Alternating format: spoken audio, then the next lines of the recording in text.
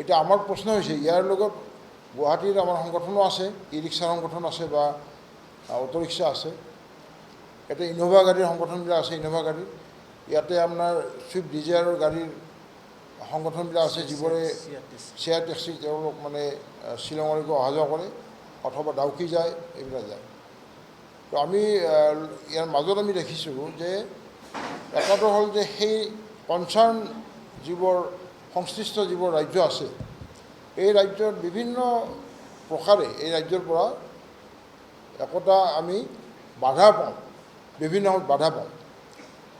মাজত মেঘালয়ত বাধা আহিছিলে, আৰু মেঘালয়ত বাধা আহিছিল কেনেধৰণে যে তেওঁলোকৰ গাড়ীয়ে শ্বিলঙৰ পৰা তেওঁলোকৰ গাড়ী ফুৰাব নিব, অসমৰ গাড়ীয়ে কেৱল তেওঁলোকক শ্বিলং পইচা দিব লাগে।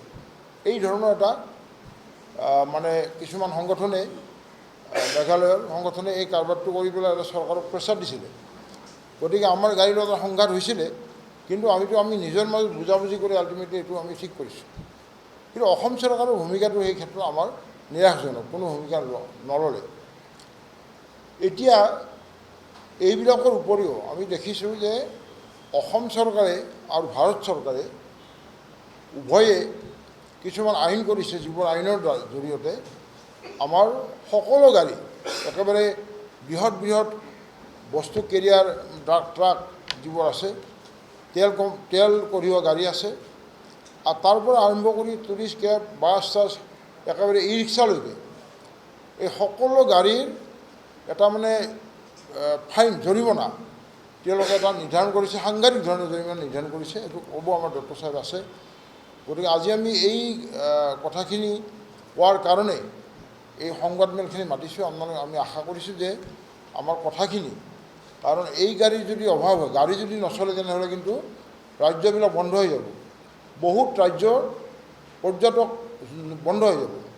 গতিকে এই ৰাজ্যৰ পৰ্যটকসকলক যদি আমি লৈ নাযাওঁ, আমাৰ গাড়ী লৈ নাযায় বা যাব নোৱাৰে, তেনেহ'লে কিন্তু আৰ্থিকভাৱে অৰ্থনৈতিক দিশতো কিন্তু সেই অৰুণাচলেই হওক বা সেই আমাৰ মেঘালয় হওক, এই দুইখন ৰাজ্যই, অন্যান্য আছে ৰাজ্য আছে, মণিপুৰ আছে বা এই আছে, যিয়ে নহওক মণিপুৰৰ গোলমাল চলি আছে, ভাৰত চৰকাৰে কোনো ব্যৱস্থা গ্ৰহণ কৰা নাই। গতিকে তাত পৰ্যটন বিভাগ মাৰ খাইছে মণিপুৰত, কাৰণ তাত এতিয়াও তাত এই সেই ধৰণৰ সন্ত্ৰাসমূলক কাম চলি আছে, য'ত মানে চৰকাৰৰ বিশেষ ধৰণৰ হস্তক্ষেপ পোৱা নাই। গতিকে তাত গাড়ী যোৱাটো মোটামুটি বাহিৰৰ গাড়ী কম যাই আছে। তো গতিকে এনেধৰণে আমাৰ নৰ্থ ইষ্টৰ যিবোৰ ৰাজ্য আছে, ৰাজ্যখনত বিভিন্ন স্থানৰ পৰা মানুহ আহে আৰু আমাৰ টুৰিষ্ট টেক্সিবিলাকে তাত লৈ যায়। গতিকে আমি এইটো লক্ষ্য কৰিছোঁ যে টুৰিষ্ট টেক্সিসকলক আমাৰ যেতিয়া ক'ভিড হৈছিলে, COVID-19 ক'ভিডৰ সময়ত দেখা যায় যে টুৰিষ্ট টেক্সিসকলক যিধৰণে সহায় কৰিব লাগিছিল, সহায় কৰা নাই। আমাৰ ইয়াতে এই মঞ্চত উপস্থিত থকা কেইবাজনো বন্ধু আছে, যাৰ ইনোভা গাড়ী আছে বা এখন শ্বেয়াৰ টেক্সি গাড়ী আছে, তেওঁলোকে তৰকাৰী বিক্ৰী কৰিছিল, ভাড়া নাই, ঘৰ চলাবৰ কাৰণে তৰকাৰী বিক্ৰী কৰিছিল, চৰকাৰে কোনো সাহায্য নিদিলে।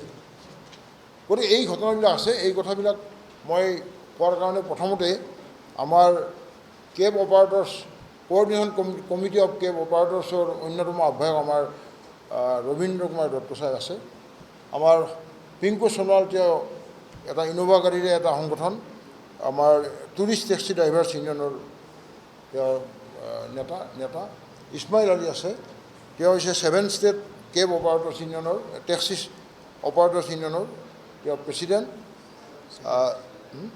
ছেক্ৰেটাৰী আছে। আমাৰ নিতুল দাস, তেওঁ আছে আমাৰ সদৌ Guwahati tourist taxi drivers union, অসমীয়াত লিখিছোঁ, ইংৰাজী অল গুৱাহাটী।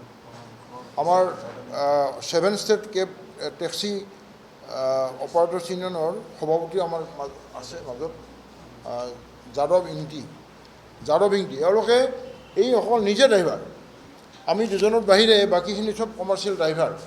আৰু এওঁলোকে এখেতসকলে কিমান কষ্ট কৰি গাড়ীখন চলাই খাই আছে। তেওঁলোকে বহুত বেলেগ কাম কৰিব পাৰিলেহেঁতেন, বেয়া ধৰণৰ কাম, কিন্তু কৰা নাই, গাড়ীখন চলাইছে। বহুত শিক্ষিত ল'ৰা আছে ইয়াৰ মাজত, গতিকে মই আশা ৰাখিম যে আপোনাৰ সাংবাদিক বন্ধুসকলে তেওঁলোকৰ কথাখিনি যিকোনো খবৰৰ বাবে যোগাযোগ কৰক 7099017330 লগতে 7099017110 নম্বৰত।